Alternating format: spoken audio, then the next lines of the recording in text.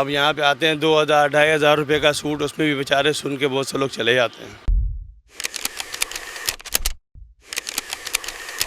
جب مارکیٹ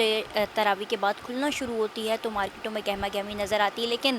رواں دنوں یہ صورتحال کچھ اس کے برعکس ہمیں نظر آتی ہے۔ صدر کے مارکیٹ میں اس وقت ہم موجود ہیں اور عمومی طور پر شروع کے دنوں میں ہمیں انسٹچ کپڑوں کی دکانوں پر رش نظر آتا ہے کہ خواتین ان کو خرید کر جو ہے وہ درزیوں کو دیتی، کیونکہ درزی جو ہے بکنگ بند کر دیتے ہیں، لیکن یہ بھی کچھ ہمیں یہاں پر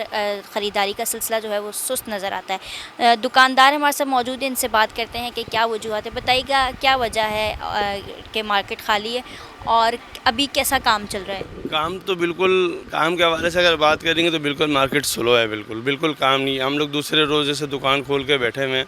بالکل کام نہیں ہے، اور مہنگائی اتنی ہے کہ لوگ پریشان ہیں، بیچارے کیا کریں گے۔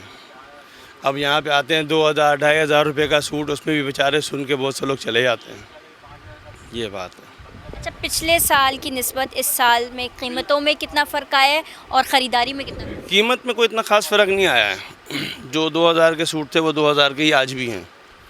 مگر مہنگائی اتنی ہو گئی ہے، لوگ پریشان ہیں، بیچارے نہیں لے پاتے ہیں۔ اب عید کا موقع ہے، سائز چاہیے تو سب کو ہوتا ہے، دل تو سب کا ہے نا، مگر جیب کسی کا اجازت دیتا تو کیا کرے آدمی۔ اچھا، کیا امید ہے کہ آئندہ دنوں میں اللہ کرے، اللہ کی ذات سے امید ہے کہ اللہ پاک سب کی مشکل آسان کرے، سب کی مشکل آسان کرے اللہ پاک، عوام کی بھی، ہم دکانداروں کی بھی، یہ بات ہے۔ یقینی طور پر مہنگائی کا جو ہے وہ مہنگائی کے باعث ہی خریداری متاثر نظر آتی ہے، اور دکانداروں کا بھی یہی شکوہ ہے کہ جس طرح اگر ہم گزشتہ سالوں کی نسبت مقابلہ کریں، رواں سال کا، رواں دنوں کا، تو جو ہے وہ یکم رمضان بلکہ اس سے قبل ہی جو ہے وہ خریداری کا سلسلہ شروع ہو جاتا تھا، لیکن رواں سال ہی کچھ سست روی کا شکار دکھائی دیتا ہے، لیکن آئندہ دنوں میں امید کی جا رہی ہے کہ 15 رمضان کے بعد اس میں تیزی نظر آ سکتی ہے۔